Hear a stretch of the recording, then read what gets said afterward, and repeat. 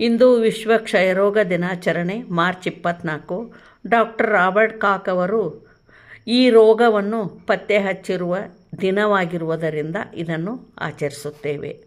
ಕ್ಷಯ ನಿಯಂತ್ರಣದಲ್ಲಿ ನಾವು 2ನೇ ಸ್ಥಾನದಲ್ಲಿದ್ದೇವೆ.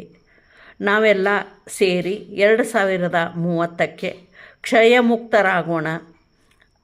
ಇದಕ್ಕೆ ಪ್ಯಾರಾಮೆಡಿಕಲ್, ನರ್ಸಿಂಗ್ ಮತ್ತು ASHA workers, school teachers, high school teachers ಮತ್ತು ಮಂಡಳ ಪಂಚಾಯಿತಿ ಸದಸ್ಯರು, ಸಮಾಜದಲ್ಲಿ ಇರುವ ಪ್ರತಿಯೊಬ್ಬರೂ ಇದರ ನಿರ್ಮೂಲನೆಗಾಗಿ ಕೈಗೂಡಿಸಬೇಕು.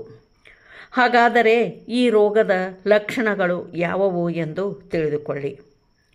15 ದಿನವಾದರೂ ವಾಸಿಯಾಗದ ಕೆಮ್ಮು ಇದ್ದರೆ ಪರೀಕ್ಷೆ ಮಾಡಿಸಿಕೊಳ್ಳಬೇಕು. ಮತ್ತು ಸಂಜೆಯಾಗುತ್ತಲೇ ಮೈ ಬಿಸಿಯಾಗಿ ಜ್ವರ ಹೆಚ್ಚಾಗುವುದು, ತೂಕ ಕಡಿಮೆಯಾಗುವುದು, ರಾತ್ರಿ ವೇಳೆ ಬೆವರುವುದು, ಕಫದ ಜೊತೆಗೆ ರಕ್ತ ಬೀಳುವುದು ಇವೆಲ್ಲ ರೋಗದ ಲಕ್ಷಣಗಳಾಗಿವೆ.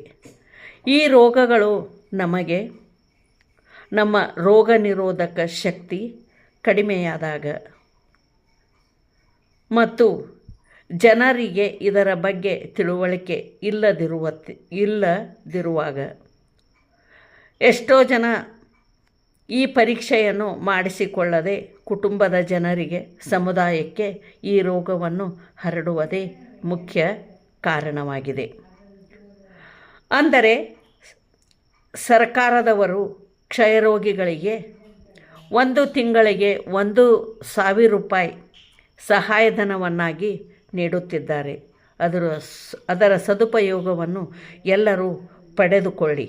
ಹಾಗಾದರೆ ನಾವೆಲ್ಲರೂ ಸೇರಿ ಕ್ಷಯರೋಗವನ್ನು ನಿವಾರಣೆ ಮಾಡೋಣ. ಸಬ್ಸ್ಕ್ರೈಬ್ ಮಾಡಿ.